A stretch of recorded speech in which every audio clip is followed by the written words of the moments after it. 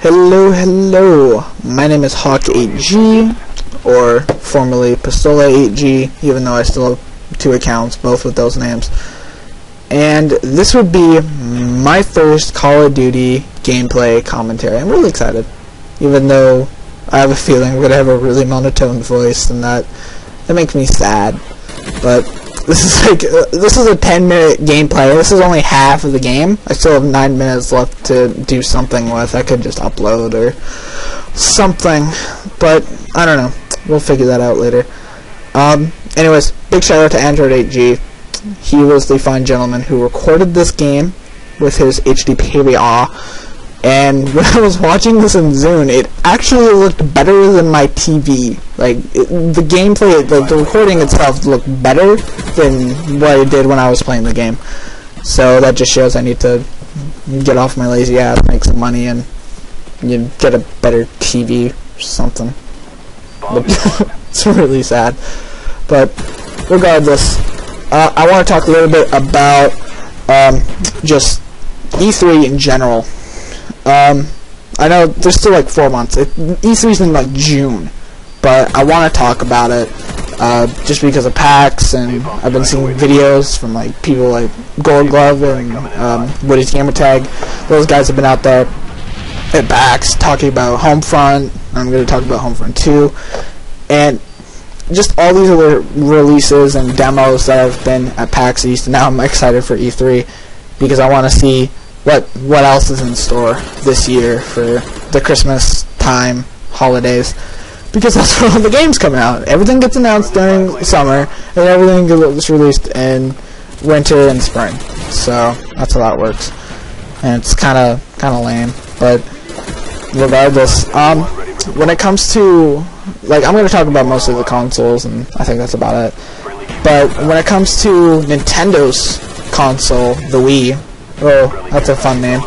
I think what's going to happen is they're going to come out with something. They're going to announce something this year. And I've seen an article that says, yeah, the Wii 2, it's going to come out this year. But, I mean, I don't know. I mean, until it comes from Nintendo themselves, I mean, I don't know. Maybe it did come from Nintendo. I don't know. I just saw a quick little article on it. I didn't really look into it very much. But when it comes into the next Wii console or something else that doesn't completely focus on motion controls and really bad graphics, just saying. I mean, I would say this year or next year, because you can't really expand a whole lot on the hardware that they have. You know, you need kind of a new system. You need new hardware. Brand new hardware to really do anything. You need a better just graphics system. It just needs to be better. It needs to be able to at least compete with what we have now on the 360 and PS3. At least in my opinion. But then again, this little Wii console has found its way into everybody's houses and into old folks' homes and probably even children's hospitals. I wouldn't be surprised on that one. But old folks' homes, I don't get it. I don't know why an old person would have any desire to play Mario, when they're in their late 90s and their bones are breaking. I don't know why they'd want to flail their arms around to a game. But Nintendo did it. They have magic. They have magical powers. So, but regardless, a new Wii, expect one soon, I would say. Expect a new console on Nintendo pretty quick here. When it comes to the Microsoft and Sony ends of this game,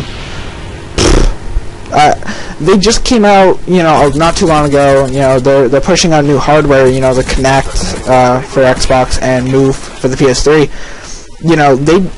They're still kind of new. They're still pushing out games. They're still trying to expand the life of these consoles. I mean, Xbox decided that they wanted a brand new. Just a kind of a redesign, a better version of what they already have of the 360, with a bigger hard drive and stuff like that, 250 gigs and, making those upgrades. And, I mean, they're trying to expand the lives of these systems, to get the money's worth out of it, so they can make the next-gen jump look significant, I would imagine.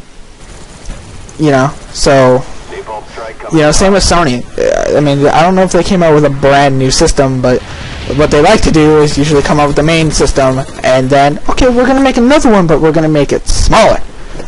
I don't know what the gimmick is there. It's like, well, we'll just make it smaller, and everybody will love it. They're pulling an Apple, almost, but, I mean, their stuff works day one. Not like Apple products where they don't work day one. You have to wait a week before they actually work.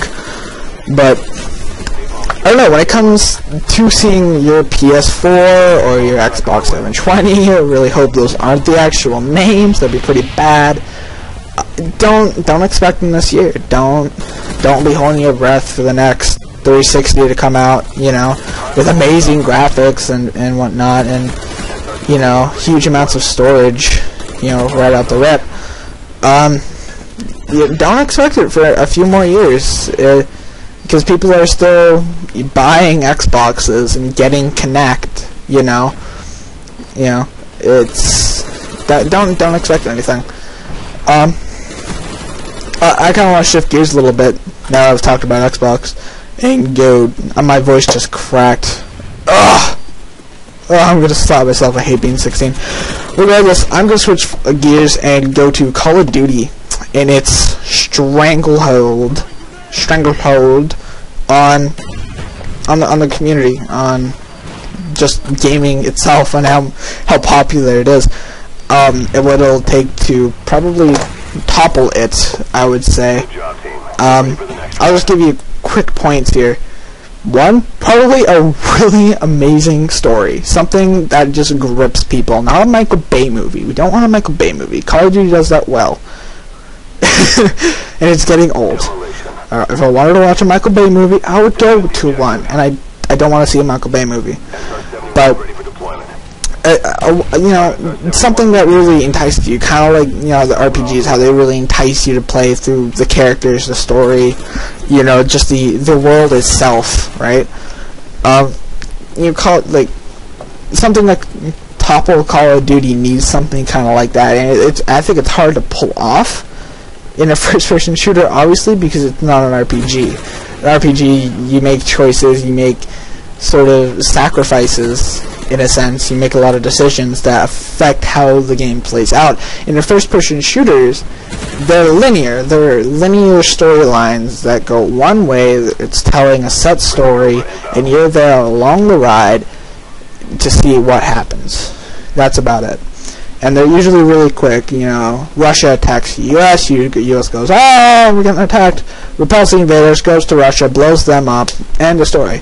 Something like that. That usually is the set narrative, and there you go. Done. Off to multiplayer.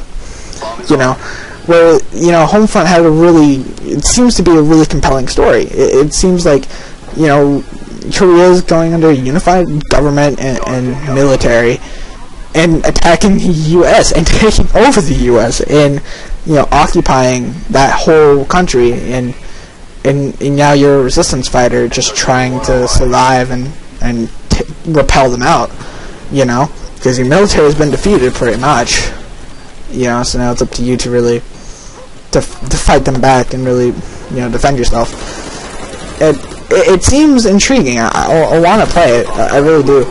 And then multiplayer-wise, it's hard to beat a CoD formula multiplayer-wise. What's set up here, it's really good. And that's the same with Halo, too. Halo's a really good setup for customization of, like, your game types, your map customization. I kind of blanked there for a second. Just how great that is, you know, and how I wish that was kind of integrated into Call of Duty a little bit better. But, you know, and how we're addicted to now leveling up and getting the new weapons. I mean, we would need all that also in a game, I think, also, unless somebody can come up with some sort of idea that isn't half-baked and is a good idea. It is a decent idea, you know, that we just haven't thought of yet, which I don't think we're going to see, you know, for a long while, but I have a feeling that something will topple Call of Duty before something new revolutionizes multiplayer and how we play it and how we experience it. But I don't know. This game's wrapping up, and I'll have to continue this later. I'm out.